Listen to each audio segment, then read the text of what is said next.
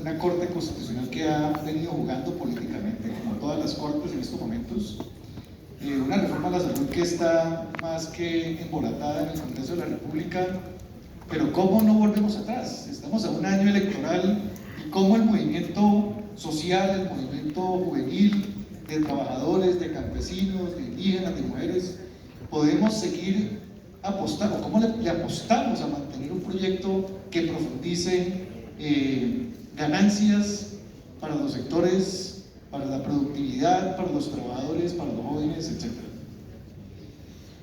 Miren, voy a empezar un poco por la última parte del compañero cuando dijo que había que refundar.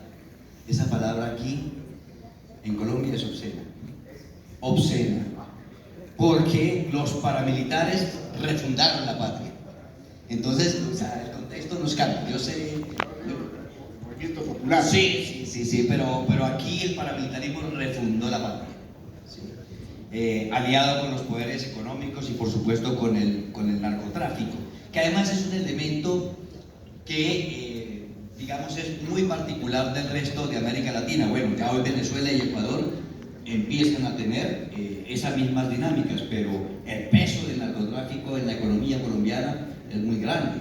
¿Sí? La mexicana. El PIB de Colombia y el PIB de Argentina, y en buena medida los indicadores son los mismos, y sin embargo, y teníamos muchos ejércitos combatiendo. Y Colombia nunca tuvo el colapso que tuvo Argentina, que tuvo Brasil. Era porque tenemos ese colchón. El colchón de la economía subterránea que logra amortiguar, digamos, todos los vaivenes que hay en la economía mundial. ¿Cómo no volver atrás? Bueno, lo primero que hay que aclarar es que no estamos tan adelante. ¿Sí? Entonces, aquí Petro ganó con la mayor votación de la historia, pero el segundo también tuvo la mayor votación de la historia. Y era un hombre muy parecido a Milei. O sea, no estamos hablando de un gran estadista. No estamos hablando de un gran estadista. Un hombre que decía que se limpiaba el trasero con la ley. Un hombre que era capaz de confesar que no se sabía, o sea, nadie entiende la delicia que es tener un pobre hombrecito sacándole plata durante 20 años con hipoteca. Eso decía. No, desvergonzado absoluto. Pero por 500.000 votos le ganó Petro. Entonces seguimos teniendo un país muy fragmentado, una derecha que puede rondar también entre el 30 y el 35% del 35%. Entonces no es fácil. Más allá de eso, será como mantener una dinámica de progresión en la lucha. Lo primero que hay que hacer es la unidad de la izquierda. Es decir, aquí no nos podemos permitir el lujo de llegar divididos. Les recomiendo a todos un libro que se llama El presidente que no fue. ¿Sí? Es el caso de Gabriel Turbay, que en el 1946, fueron las elecciones con Jorge Lester Gaitán y ganó Mariano Ospina Pérez. Es decir, ahí se truncaron los procesos de gobiernos liberales, llegó la extrema derecha e instauró la violencia en Colombia. Salió una columna de Daniel César Pizarro que decía en qué momento se jodió Colombia, retomando la frase de Vargas Llosa, en qué momento se jodió el Perú en conversaciones en la catedral. Entonces, ahí se jodió Colombia. Cuando las ideas liberales expresadas en Gaitán y en Gabriel Turbay, que era mucho más progresista y mucho más estadista que Gaitán.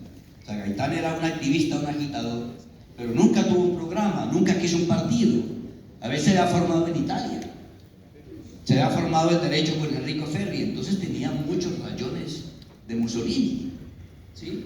Se opuso, por ejemplo, a la creación de la CTC y se opuso al incremento de los salarios, un liberal.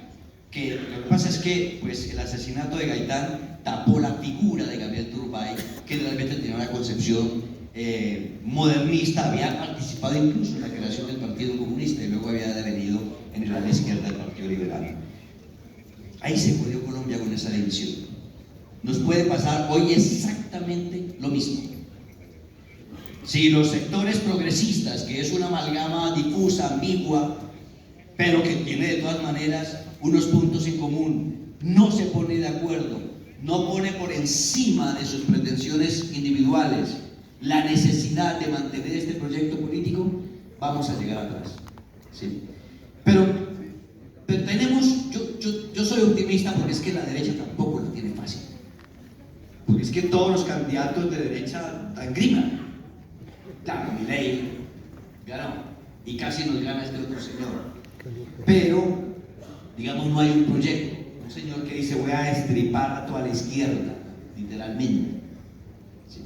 Y así sucesivamente. Esos son los planes de gobierno que están exponiendo. Frases efectistas para asustar y atemorizar y decir que vienen a salvar la patria del daño que ellos mismos causaron. Entonces, la única forma es generar un proceso de unidad.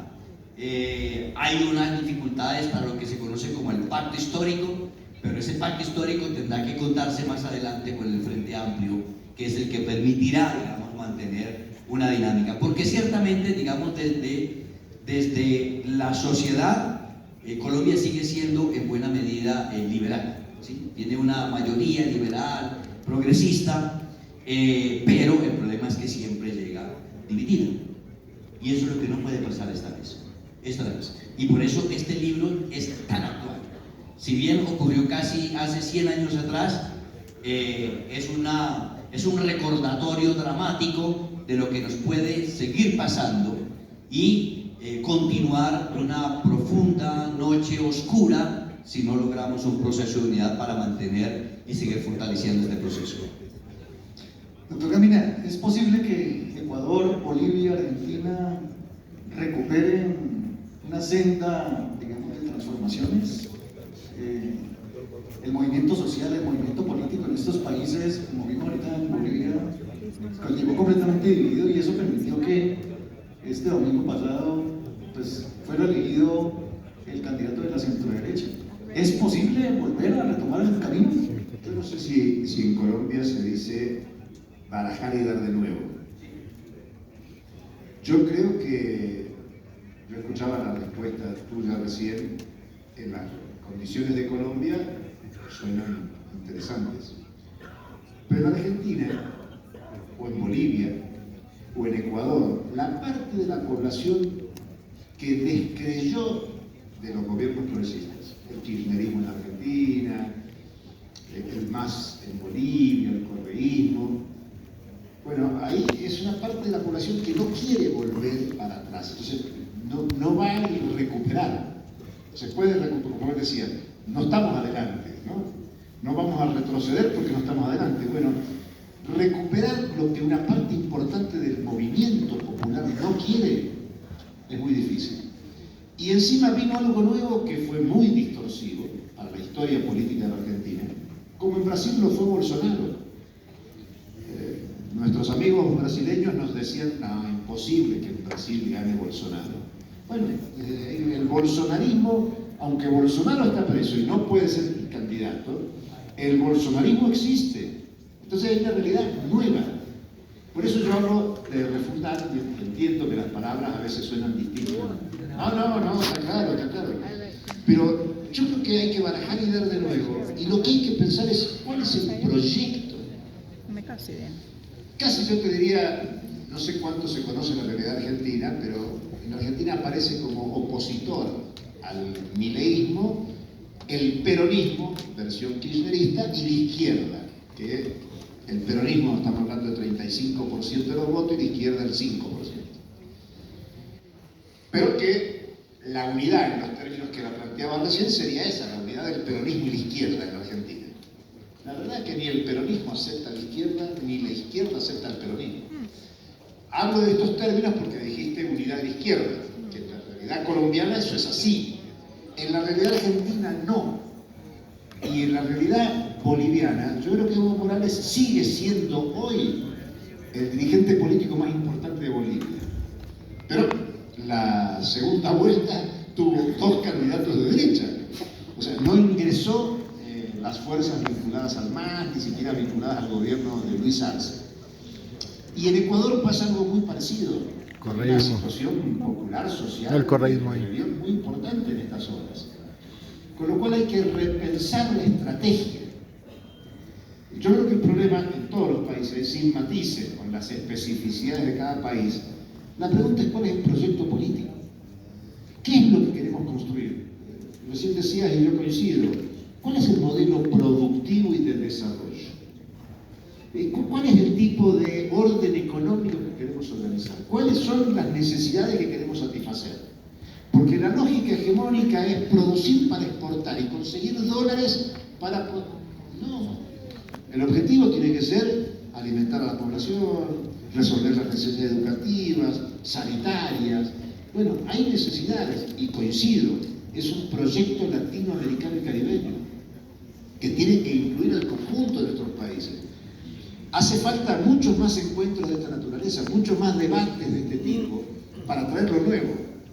Refundación, recreación, ponerle el nombre que querramos, pero creo que el diagnóstico que teníamos en América Latina en los 80, que se definía por la crítica al neoliberalismo, ya no alcanza. Por esta situación de que el proteccionista es Trump y los libre comercios son los chinos. Entonces eso distorsionó el entendimiento. Hay que recrear una masa social resistente. Tú preguntas bien, ¿qué tiene que hacer el movimiento popular? Resistir. Este sindicato está en paro. Está en paro defendiendo al gobierno. O sea, es esa contradicción, muy buena contradicción. Porque la soberanía es popular. No es la soberanía del gobernante o del gobierno. Es el pueblo el que tiene que empujar la perspectiva. Y esas reivindicaciones del movimiento popular, transformarla en programa.